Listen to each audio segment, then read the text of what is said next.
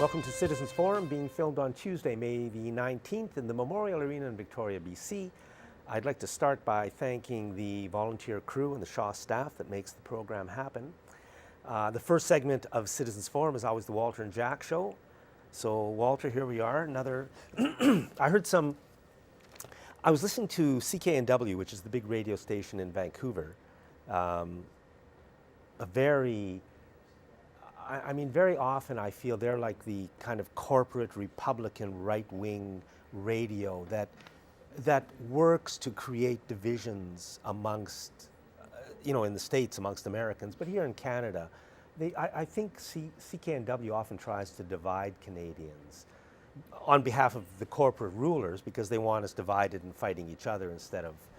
So this was presented as a good news story, and it had to do with a WTO, World Trade Organization lawsuit that Canada filed against the United States, and we won. And this was presented as good news. We won, and it's going to be great. And what it was about was it is forcing the Americans label their meat as to where it's from, country of origin, Canada, the United States, or Mexico, or whatever country. And we do the same. But now, the American government can no longer do this without paying, without getting sanctioned or paying prices.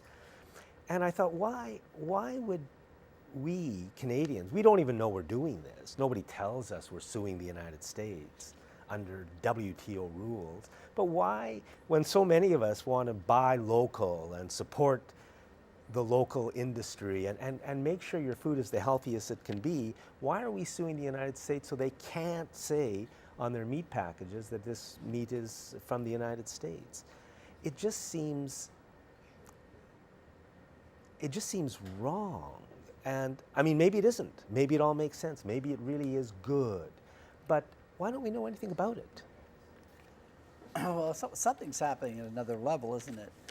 And like you talk about eating locally, you can get fantastic meat here in this region from local growers, and like in Brentwood Bay, there's the Carnivore is a store there that you can buy fantastic locally grown meat, and same thing with the Red Barn. So I mean, you don't have to go that far to find really good meat. If they're talking about labeling, it's something. It's to hide something. Let's just face it. Why not? Why not just tell us where everything comes from and tell us everything that's in the package? How about whether it's genetically modified? And why not tell us everything? And I've noticed over the last couple of years that it's becoming more difficult just in general to see where products are made. And very often now on the packaging, you almost can't find it. And I mean, this is the new world order being imposed upon us. These are the corporations who want their one world corporate rulership. And bit by bit, they're getting it. You've got, I think, we're going to talk about that later. Yeah. I heard Lana Popham on the radio, I think it was the end of last week. Lana Popham is the NDP MLA from Saanich South, and she was talking about the Agricultural Land Reserve. And I'd completely forgotten about this. There had been a story in the newspaper the day before that Frank Leonard had just been made the chairman of the Agricultural Land Reserve, I believe it's called, and also the CEO for a few months until they find somebody. And what Lana Popham was saying is that this is a very important moment in the history of the Agricultural Land Reserve because Christy Clark is about to move a huge chunk of land basically out of the Agricultural Land Reserve. And I think what Lana Popham was saying, I don't want to put words in her mouth, but I think what she was saying was the previous chairman of the board, who Frank Leonard is replacing, spoke strongly in favor of protecting agricultural land. And I think she said that if Frank Leonard won't do that, then he shouldn't take on the job. And it just struck me as, we're getting so much news about Mike Duffy and all these trivialities that they always feed us in the media, and lies on the, But here the Agricultural Land Reserve is about to be changed. I think she said it's coming fairly quickly, and it almost passes unnoticed. Well, you got to mention a couple of things. Frank Leonard long time, lifetime liberal, was out of a job recently. Used to be the mayor for 28 years. That was a pretty good run.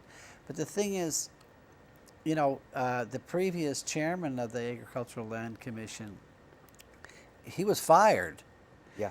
His mandate wasn't completed because he was not cooperating with Christy Clark and company for their plans for altering the agricultural land reserve and how it's going to be managed. Now he was on CBC about a week ago, and he was so passionate about protecting the agricultural land in this province, which it's only about, I think it's about 4% of British Columbia can actually grow food. The rest of it is just rocks and trees and no place to farm. So that to me is the big story. It's a blatant political patronage appointment. Frank Leonard doesn't have any particular expertise in this area, and he's going to come in, and we're going to see what happens. I mean, we'll find out if there's any shame left in this in this Liberal Party or not. Oh, there isn't. But to do this just right now in this era of climate crisis, when every inch of arable land is going to be so vital to maintain a healthy society, to be tinkering this right now is just outrageous. I think it was Alana Popham, although it may have been somebody else, also said that the land around where they're putting in the Site C dam, so all that land where that's going to be flooded has now been removed from the agricultural land reserve.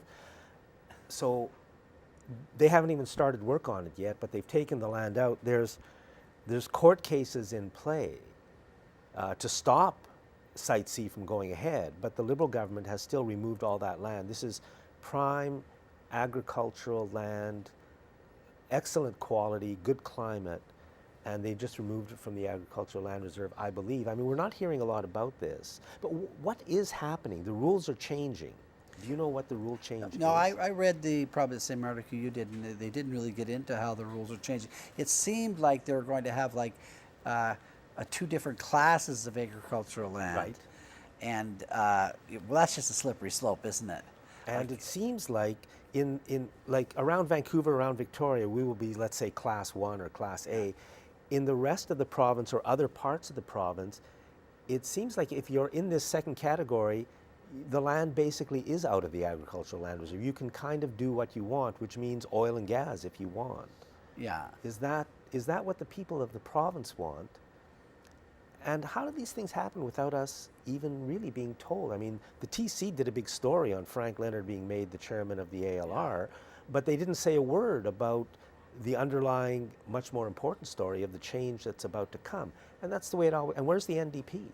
Except, well, Alana Popham was there. Yeah. It's interesting, very often when something very interesting is said on one of the talk programs on CFAX, they then move it into the news. But this one didn't get into the news. I've never heard this mentioned again. Well, good on Lana for bringing this forward, and it's a huge issue. Great to see the NDP get behind something that makes sense for a change. And I hope Lana takes this further and runs as leader of the party and shakes up that party. Because right now that leadership doesn't have any values. There's no fundamental core burning issues for them. They're, we saw what happened 2 years ago, and nothing has changed there. But things like this are great. If Lana keeps at it, keeps fighting it, she might get some steam going, get the public behind her. Yeah, I don't know what people can do. I mean, it's just happening. High house prices and rents. I just want to say this is the plan. We don't have high house prices because high house prices are, a rule of nature. We have high house prices and high rents because the people who run the country are making a fortune. Can you imagine? I mean, a condo that you used to be able to sell, if you were lucky, for $100,000 that you're building is now worth $250,000. I mean, the land prices, and who's paying for it? It's being paid for in many cases by people who really can't afford it but have nowhere else to live. So it's a massive failure on the part of our private sector housing industry to not provide us with low cost, wonderful communities within which to live with good quality housing. I mean, I don't think that's really happening as much as huge profits are being made all along the line, and that's what our entire housing policy in Canada is. Yeah, and it's all kind of strange. You know, like I'm from Saanich, and where's downtown Saanich? You know, where's the core of the city? What's the cohesiveness of the community? There's really none. We're a suburb of Victoria, basically, and it's urban sprawl is all we're dealing with. And out through the western communities, you have your big box store, big roads. Nothing new there, and it's all geared towards automobiles, consumption. It really has very little to do with quality of life, you know. And a lot of the people that are our representatives in government are not coming up with any creative ideas, Jack. They're just kind of marching along with whoever seems to be beating the drum. Yeah, and housing should be, I mean, basically provincial and federal in terms of putting money into it and planning so we can get great, like for example, I would like to see communities where every street doesn't have a road, but people park on the outside and you don't need your cars so much so people can live without cars, but the parking is on the outside and the center is just a community. But I mean, that isn't, it's like it's not allowed and it's not talked about. If you're building apartment buildings or condo buildings, why can't they be set off from busy roads instead of right on them where there's always the noise and the traffic and places for kids to play and community schools and neighborhoods and small stores? It's like, if that isn't what we want, then no, we shouldn't be doing it. But if that is what we want, then we should be doing it, but it's like it's not up for discussion. Well, there's a necessity to have all these roads for automobiles. And then the automobiles have to have some place to live is our driveway. And beside the driveway is our house. So, you know, from space, if you look down from space, they'd say, well, the most brilliant entity down there are automobiles because everybody else just takes care of them and washes them and let them go up and down roads. So we're all living just to move these automobiles around, apparently. And you know what? When you say it, that's exactly what we are doing. Yeah. The oil and the cars themselves, that's what it's all about. Yeah, and you look at the pavement and the pollution and, you know, and if we really did have serious kind of a belief in public transportation, that could really radically alter. I think that would change how houses are built and everything. Yeah. I just want to, because we're talking a little bit about maybe public transit and the way we move people around, I just want to mention the Blue Bridge story again.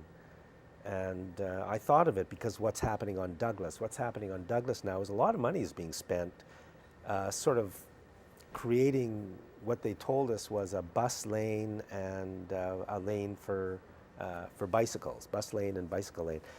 But it seems what's really happening is they're setting the stage for the light rail system that they're planning to build from Langford to Uptown Mall and then to downtown, right? And that'll go along Douglas from Uptown Mall to downtown. So they're setting the stage for that. The plan, the cost for that is about $950 million. Originally, what we could have had was, we've got the train line running from Langford to downtown, but what our city government did, City of Victoria, was they took out the blue rail bridge.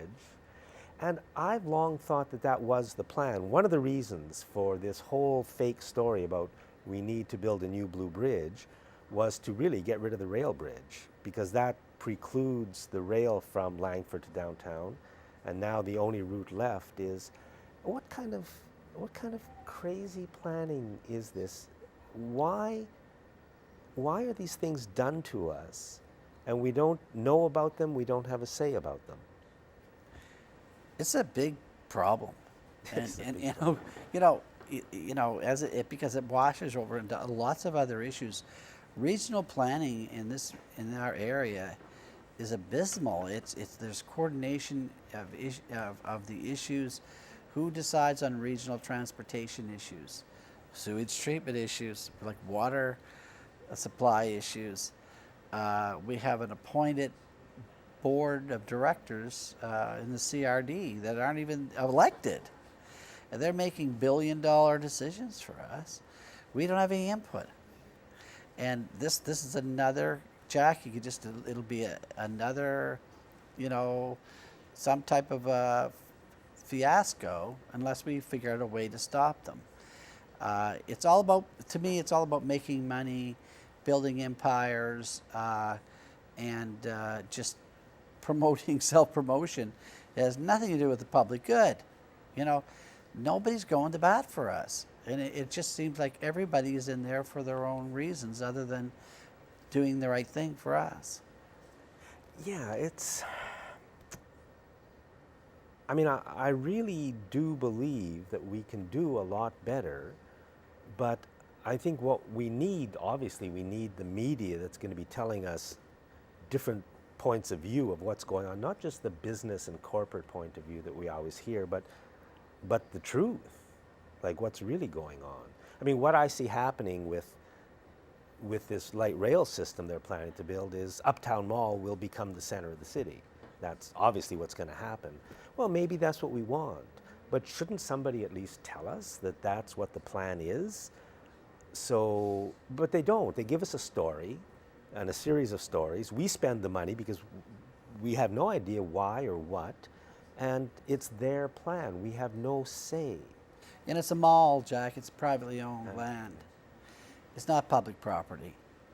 You know, the movement towards privatization is really an anti-democratic thing. People need areas to come together that are as a community on public property. Say and do whatever we want within the law. You know, and we're losing opportunities. And if you look at the Uptown Mall and you walk around inside that area, it looks something like a movie set or something. You feel strange in there. It's all kind of faked, you know, the facades and all that. And it's not a city center. It's not a place that people would go there to group. It just is not that type of a space. So it's really just another homage to large consumerism, and it really is not taking us in the right direction. Yeah, and I'm sure the whole downtown, I mean, could be much more than what it is. And I think there is a plan in place. I mean, you know, the homelessness that is such a blight on the downtown and the poverty, I mean, that was deliberately created. That's not there because, you know, and the homeless sleeping in our parks now. This isn't by accident. This is the plan. This is the plan that the people who run this country are carrying out on us for their own reasons. And the only question is, when are we going to stop them? And of course, a big part of stopping them is realization that it's happening. And that's the role of the media, to never mention any of these things so people just don't think about it. Well, the media does mention it, but it's not in the context in which you can understand the story. Most times you read the paper and you have to really study that before you realize, oh my gosh, you realize something really is going on here. Yeah. I've been watching a few of our cabinet ministers, provincially and federally, just talk about different issues. And it made me think, what kind of people become, rise to the top in our political system? And I think it's people who are, first, you got to be good at getting elected. So you got to be that kind of a person. You can get elected. And then you got to be willing to do exactly what you're told. You know, the premier says, do this. If you're a cabinet minister, this is exactly what you say. They give you your lines, and you say them as if you really believe them, and you basically misinform and mislead the people of British Columbia and the people of Canada on behalf of the puppet masters who are running the premier, and you have a great career. You make good money, travel the world, get a great pension. It seems that way. I mean, it wasn't always entirely that way. The cabinet did have a lot more autonomy, federally and provincially, and it's just the corporatization of government and the structure, the top-down structure of the corporate structures that, there can't be dissension, there cannot be anybody out of line on some official line that they have, and obviously, if you look at the programs and policies that this Liberal government has, that the NDP more or less is going along with, very few differences, is brought to them by public relations firms, and the lines are written for them, legislation is written for them, policies are written for them, and they're just, basically reading their lines, and that's what you're finding particularly with this government. There's no fresh ideas coming out of there at all. It's just, and we have no opposition either. So, It's a disastrous situation. It really, really is. I mean, to me, the solution is we've got to have more democracy, but boy, we're going in the opposite direction. So I don't know how we turn it around. But things are coming, I think, to a dire situation in all aspects, economically, financially, certainly environmentally. Yes, particularly with the climate issues that are going on right now and water shortage issues. There's very hard issues that have to be decided on right now, and it doesn't seem that the government's able to do that. No.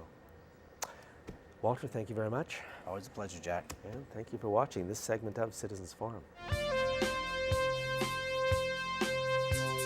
Welcome to segment 2 of Citizens Forum, being filmed on Tuesday, May the 19th in the Memorial Arena in Victoria. I'd like to thank again the Shaw crew, the Shaw staff, and our volunteer crew that makes the program happen. Our guest in this segment is Werner Simbeck. Werner's been on the show a few times before, and we've usually talked about climate change, and that's what we're going to be talking about again. We're going to talk about that again, yeah. And you wanted to start off by talking about something that I barely realized, which is that they've just declared a state of drought in Washington State. That's right, yeah. They just declared a state of drought in Washington State. So they have such a low snowpack this spring over the winter time. They got average rainfall, but the temperature was so high that in the mountains it was raining instead of snowing. Right. So there's no snow in the mountains. So now they're really concerned that a lot of streams that are salmon bearing as well as have trout in them and are used for agricultural uses are not going to be enough for everybody. So now they're going to basically stop agricultural use, only provide those agricultures that provide, I guess, a high yield or a high profit, like cherries, for example, and people that grow potatoes are out of luck. So you mean they're cutting back on irrigation water Yes. for some crops in That's right. Washington? In Washington, yeah, because of this severe drought that they have. Well, the snowpacks are at 16% of their average. That means 84% is not there. So they don't have any water really for certain areas in Washington in order to irrigate crops. And my concern is that we don't talk about it here at all. So this is maybe a somewhat natural event, but its severity has been increased due to climate change. Every year there are some fluctuations, but because of climate change and what we understand how climate change works is that droughts get more severe, and that is an example of a severe drought right now. California has been in the 4th year, I think, of a severe drought. There it just hasn't been raining at all. Never mind about snowing in the mountains. So they have to cut back severely as well. It never occurred to me because I checked our rainfall here in Victoria through the winter, and it was quite average, a very, very average year.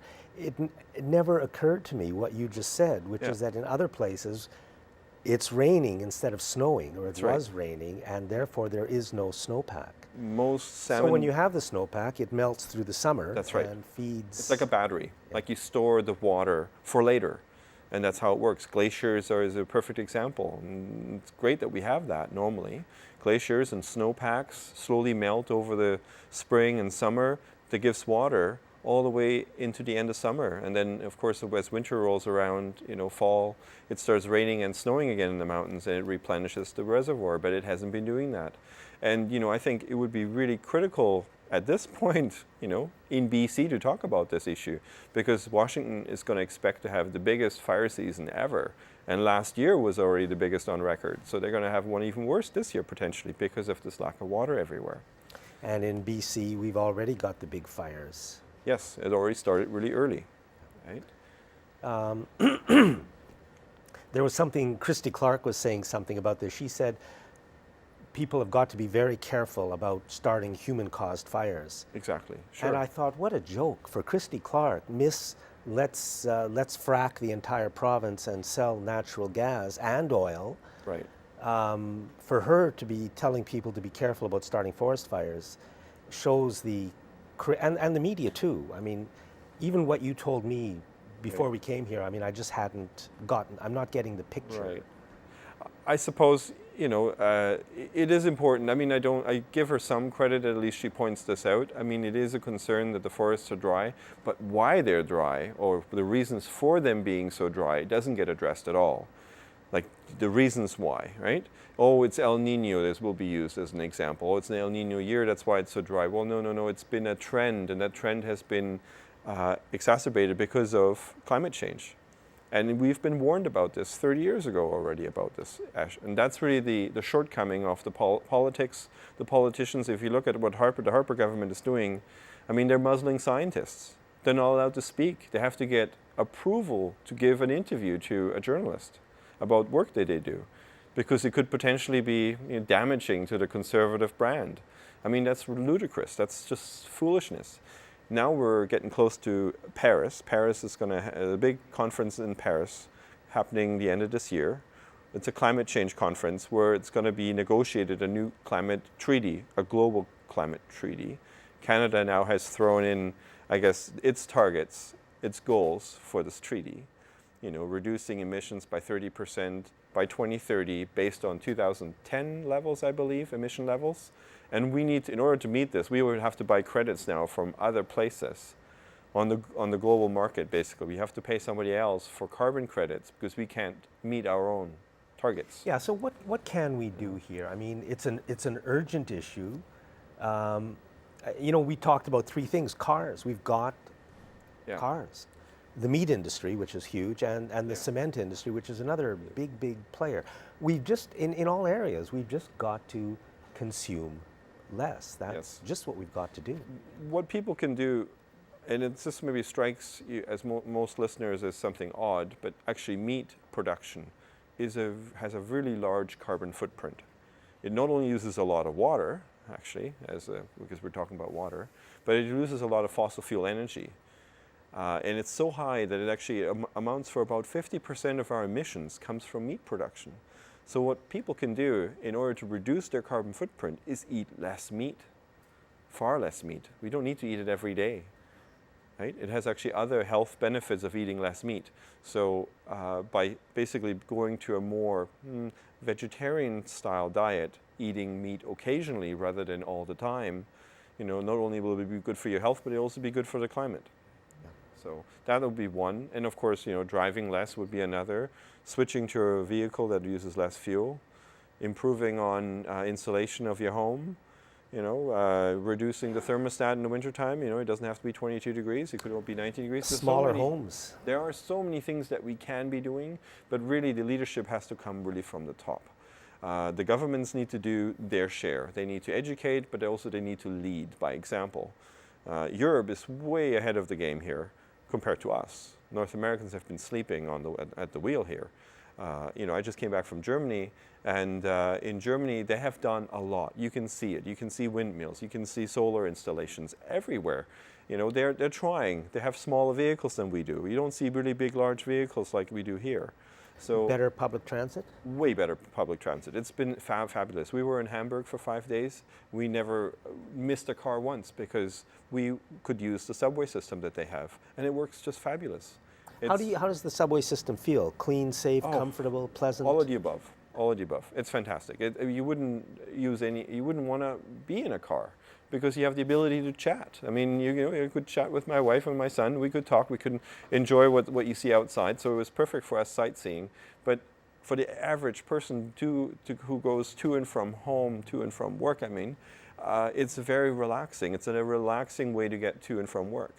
You know, being stuck in traffic for an hour each way in the morning, say in Vancouver at rush hour, or here now doing the crawl that we have again, because of all these people who are living outside of Victoria and trying to get into town to work.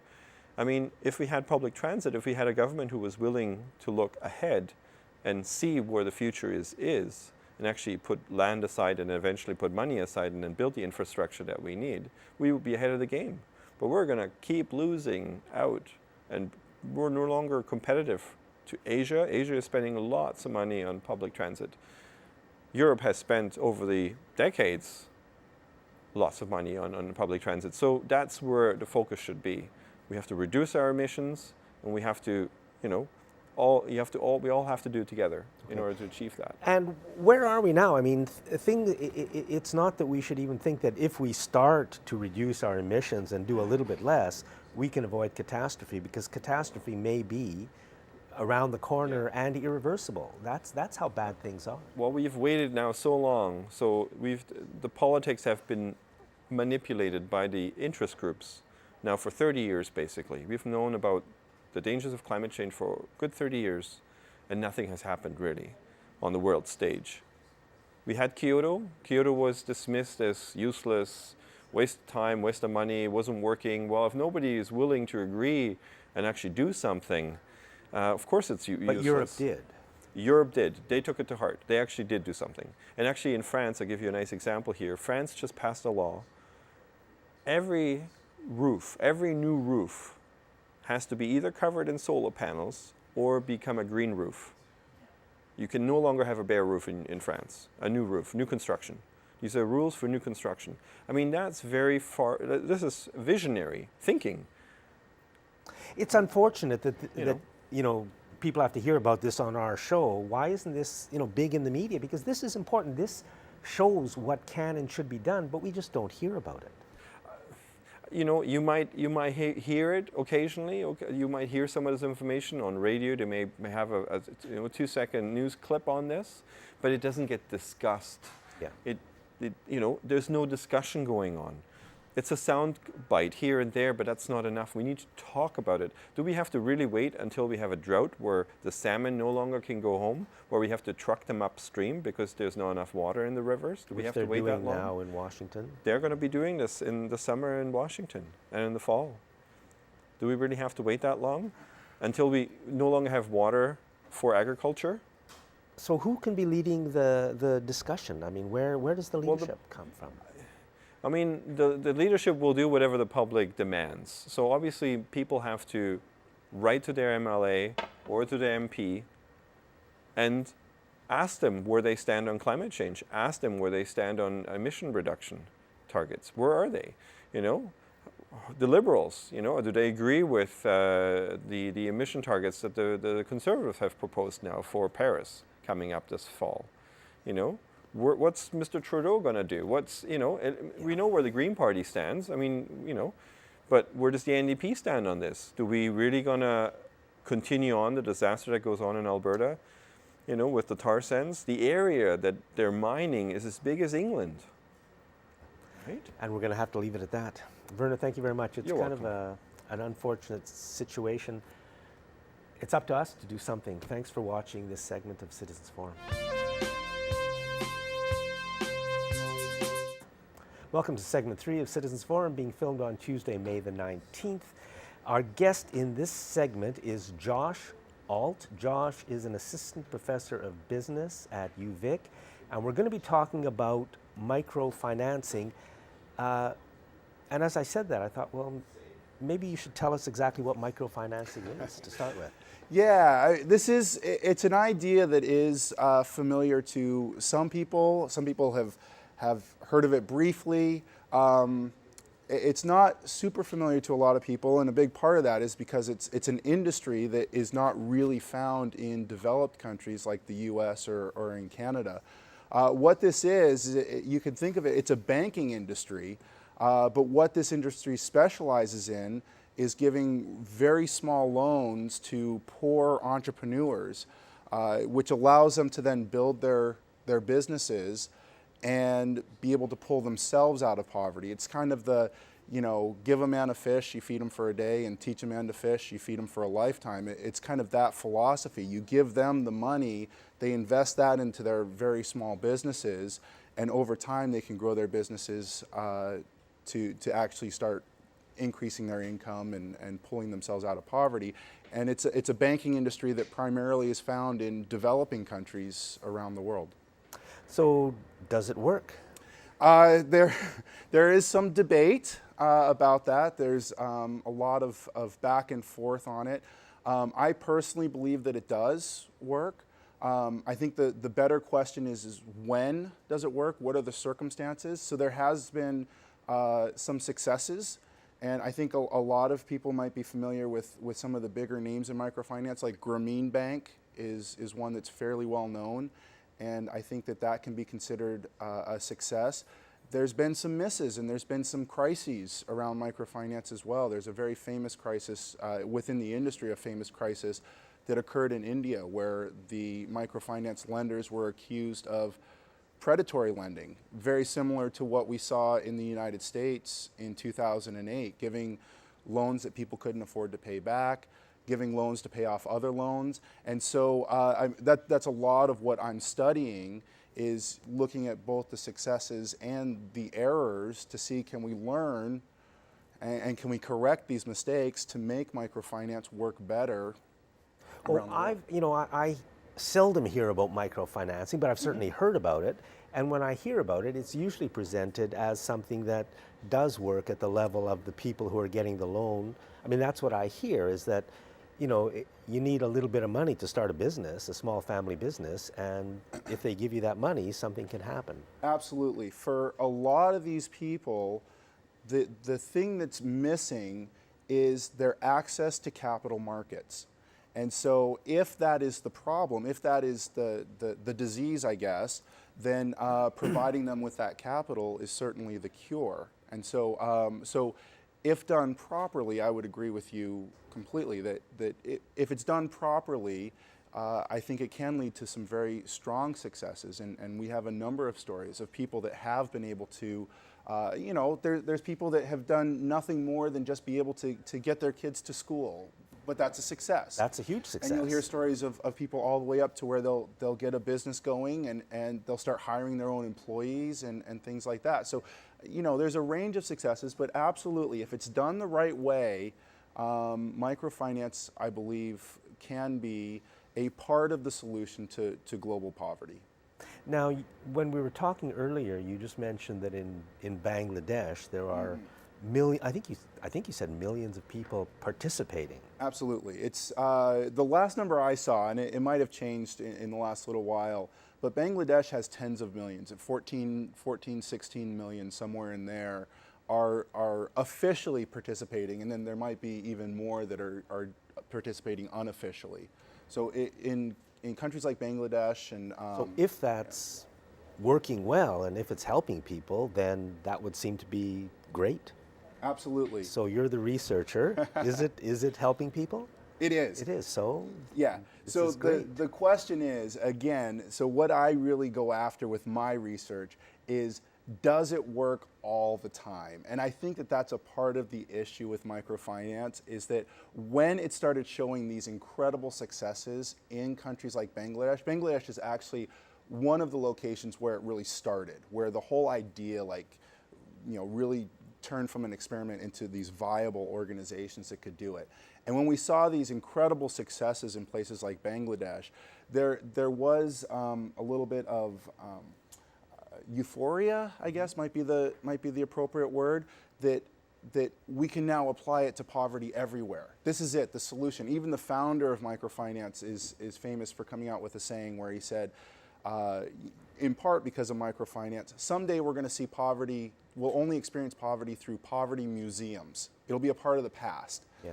And what we're finding is that it was incredibly successful in Bangladesh, and there's a lot of places where it is very successful, but we're not seeing it succeed in all circumstances everywhere. So Well, nothing. as a silver bullet, Yeah. it might not be. If that's what you're looking for, you might not call it a success.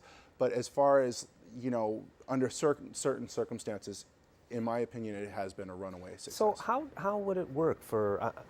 Do you know any specific stories of a person, a businessman, somebody who needed a little bit of money to get something started, and they approached a microfinancing thing and got a little bit of money and made something happen? So what are the stories? Absolutely. First, I mean, even from firsthand experience, I've, you know, as part of my research, I have traveled to a number of these countries where microfinancing is used as a very important tool in fighting poverty. And so, you know, I've gone in.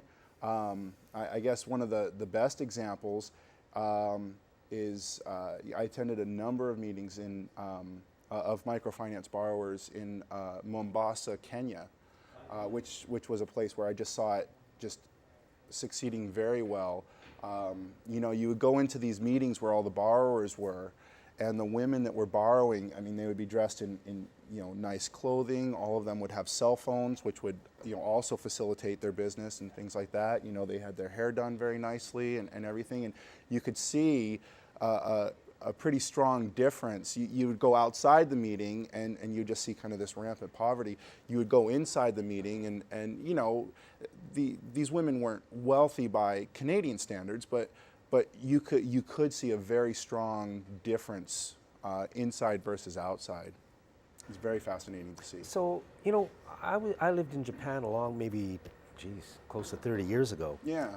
And what I remember is in the center of most small towns and small cities was the station, the train station. Everything focused around the train station.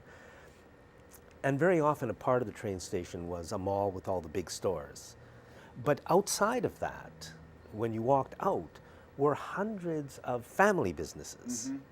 And something we don't really see here so much, just small businesses, but obviously enough to keep a family in Japan, you know, alive and fairly prosperous, because Japan was a prosperous country with a big middle class. So is that the kind of business that gets started and provides a family with an income? That's exactly what microfinancing is designed to do. So you have these people that'll run the family businesses where they might, you know, sell bananas outside, you know, outside of the station, you know, the train station. I've seen those kinds of businesses as well. They might use the money to start a small furniture business where they just make furniture in their own home. You know, they carve it themselves and then they can take it outside the home and sell it. You know, they might start a small business doing animal husbandry, just, you know, buying, you know, goats or ducks or chicken, and they can then take the milk or the eggs and sell those. So what the microfinancing does, it provides that initial, and it's only, I think you said, a few $100s in many cases. Yeah, in a lot of these cases, you know, when you're looking at these countries like Bangladesh, a lot of times $300, you know, even as small as $75, a lot of times that's enough to buy a goat or to buy fish that you can sell in these kinds of markets that you're talking about. That's enough to kind of get that initial startup. They pay the loan back, they get another loan for a little bit bigger size, they can grow their business a little bit more, and the idea is that over time, you know, they're growing their business to where it's a viable income source where they can live a comfortable lifestyle on it. Okay. So it can work for the people at the bottom, which is wonderful. Now, who provides the money? There are a number of sources. So some of these organizations rely on donations. So they'll actually come to places like Canada, and we have a few organizations. So these here. are just organizations who want to do some good work, and Exactly, okay. just like a charity. You know, they'll ask people for donations. Some of these organizations have become completely commercialized. They will actually earn revenue, and they'll use the revenue to fund the new loans, just like a bank, okay. here would. And then you get kind of everything in between. You get hybrids that are doing both. You know, you get organizations that are using peer sourcing, like the peer-to-peer type lending. I mean, you get a wide variety of different sources for capital. And If people want more information, if you Google something like microfinancing, is that going to... yeah, that might give you a very wide range of different things. It might be better to actually Google like specific organizations, and there's a number of very, very solid organizations out there. Kiva, which is Kiva, has a great website. It's kiva.org. Where you can go in, you can donate your money, and they'll actually tell you the story of the person that you were lending the money to, and then when you're all done, they pay you the money back, and so they just act kind of as an intermediary. Oh, that's right, because the money gets paid back. The money, and that's a key part of microfinance. It has to get paid back. If it's just given to them for free and there's no responsibility there, they tend to spend the money. If they know that they have to pay it back, they usually invest it in a business. And so a lot of these organizations, Kiva is a great one, they put that responsibility there. You have to pay it back. And then if you give money to Kiva, they don't pay you interest, but you'll get your money back. Then you can donate it again if you want to or things. Josh, thank you very much.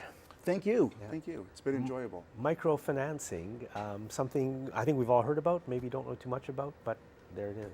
Thanks for watching this segment of Citizens Forum. Welcome to the last segment of Citizens Forum, being filmed on Tuesday, May the 19th. We're going to be talking about sewage treatment in this segment. We're trying to talk about it just about every week. There is a process going on which we can only hope is going to come up with a great conclusion. And the great conclusion, I think, is if we need sewage treatment, and that's still not completely defined yet, an excellent environmental result at a good price and with minimal disruption, I think that's what the people of the city would like, a good environmental result, a reasonable cost, and not too much disruption. There is a process in place. You and I have been part of it. We've gone to a few meetings, but aside from going to the meetings, there's not much of a process we can really find. Yeah, and that's just the start of it, isn't it? I mean, we're trying to get our information about this whole project. How are they going to treat sewage? Where are they going to treat sewage? How effective is it going to be?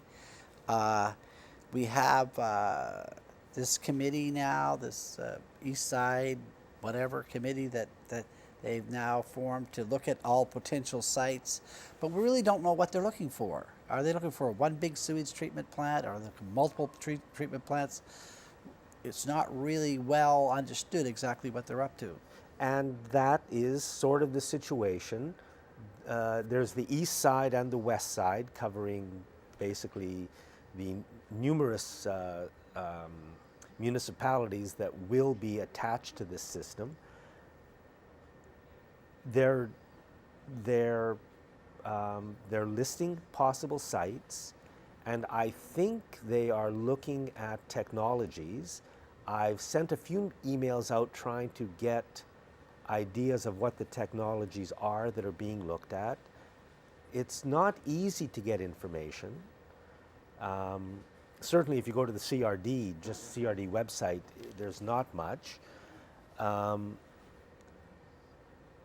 it's important because we don't know really if the technologies, the tertiary technologies that I hope we're looking at, are they completely quiet and completely odor-free, or are they sort of quiet and sort of odor-free, which is a big difference. And how big are they? I mean, these are important things. I mean, all that technology stuff and everything, I think we're going to find out, and hopefully there'll be some input from the public. But on Saturday, the Times columnist published this article in which, what does it say, Jack? It says CRD urged to disband CTerra sewage body.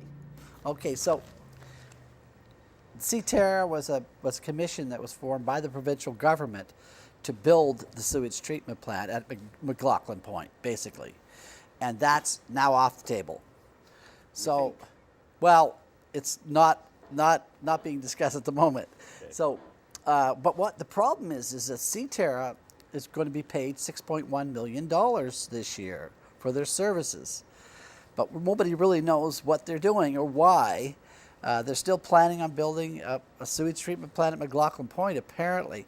Now, the problem with the headline, though, is that the CRD urged to disband CTERA. Well, they can't because it's a provincial body. And they were formed by the province of British Columbia. So the taxpayers of this region are paying $500,000 a month to CTERA for services, for salaries, and for consultants. And they're not doing anything for us. So no, this is a situation, Jack. They wasted $60 million already. Which is a huge amount of money. Big It chunk just of cash. slides off when we say it, but $60 million. But they're still at it. They're still being paid.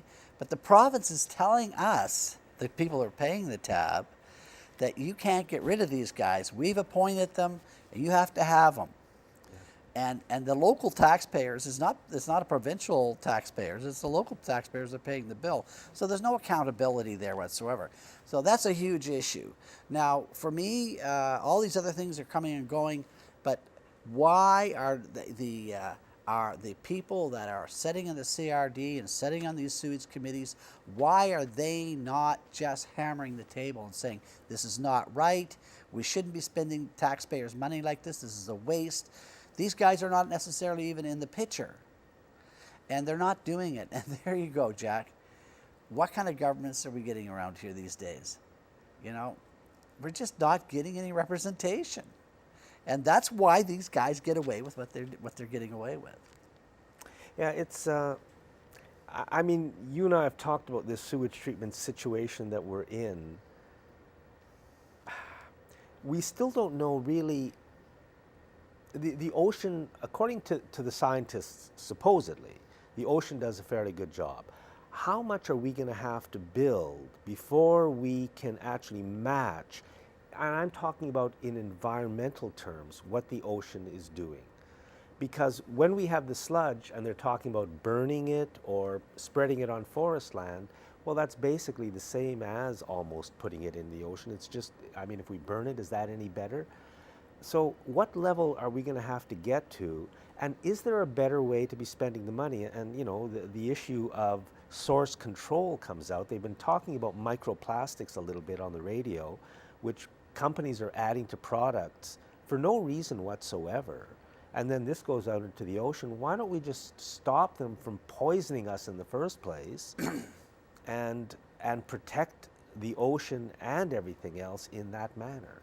You know, and this is when you get into all these NAFTA rules and all that, but you go into your store and you look up and down the shelves, and every time you see some nasty product that might go down the drain, there should be a charge for that product, an environmental charge, because of the impact it's going to have on the water and the oceans and on the land.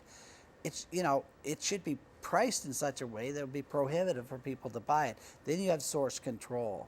And plastics are a massive issue. Not only the microplastics, by the way, everything's microplastics sooner or later. It all breaks down and floats out into the ocean. So, but we're not really talking about those issues, Jack. We're still locked into what it looks like. We have the same crowd involved here, and the same people that caused the problem are now supposed to come up with a solution. You know, that's not possible. Yeah, that's one concern I have with what's going on with sewage treatment right now, is that a lot of the same people who got us into this mess, who almost spent $1 billion on an environmentally useless sewage treatment plant, they were only stopped by Esquimalt. But a lot of those same people are still there making decisions. That really concerns me. Another concern is, but on the other hand, I think you and I were both saying we hope that we are going to end up with this good result of, if we need it, a good tertiary system at a reasonable cost. I mean, that's the hope. Yeah. But I'm not filled with confidence, and I'm disappointed so far that the process, which I've tried to tap into a few times, is difficult to find. Right. I mean, I always harp on the same points, Jack, but because we have this structure we have with the CRD and with the all these municipalities, we can't form any type of unified vision of development in this region, and have it enforceable. We'd love to have things a certain way, but as soon as you get to the edge of your municipality, you can't tell the guys next door what we should be doing. That's a huge problem right now. And if we have a CRD where that is not elected, I think the CRD should be directly elected, not by city councilors and other city councilors going there. Let them do their job, but elect the CRD. You can elect with a formula that they use similar to what they're using right now, but anybody can run for the CRD and should be able to be elected and go there and represent the CRD. Not ask them to represent the CRD and their municipality, because the conflicts of interest is too high. And they can't do the job, and this is the proof of that. Yeah, well, that's a problem in that, I mean, our city councilors do good on some issues, but on some of the biggest issues, like the Blue Bridge and like sewage treatment, they're not able, for one reason or another, I think, to protect the public interest and act democratically. And this sewage treatment is $1 billion coming at us, hopefully a lot less. I mean, there's stories that tertiary systems can be much cheaper, but you know, we're many, many years into the process. I still don't know anything about tertiary systems, really. And Yeah. does anybody else? And how much treatment do you have to have in order to really improve the situation to the degree that would be worthwhile? But Jack, I was looking at how the structure is and how the funding is coming in from the feds and from the province. All these strings attached. All the strings are about getting the money into private hands, letting private people build this thing. Why is it so desperately necessary to have a private company build the public infrastructure? Why is that? Why is that so desperately needed? Particularly when they're shown to be so wasteful and have such disregard for the needs of the public. Why are they insisting on that? Why is the province insisting on that? You mean with CTERA With CTERA. overseeing everything? It seems that the public or private interests get their hands all over this project. They're all going to apparently make a whole lot of money, and whether or not it actually works, and is good for the environment or good for us, is not really the primary concern, far as I can tell. And that's been the story up till now. Yeah. We can hope that it's going to change, but certainly up till now, it seems like the goal was the biggest expenditure of money possible with the least environmental result, and that's what we almost have ended up with. Yeah, let me just read this. Lisa Helps is the chair of the sewage committee here on the east side. She says the goal at this point is to continue within the existing structure to make it work. Well, who decided that was the goal, to continue within the existing structure? Like, who had the input? Did they ask any of us about that? So she's saying we have to use the people that screwed this up in the first place. We have to keep on working with them. Why? You have to ask that question. And we're going to leave it on that question. Walter, thank you very much. Always a pleasure, Jack. And thanks for watching Citizens Forum this week. Thank you.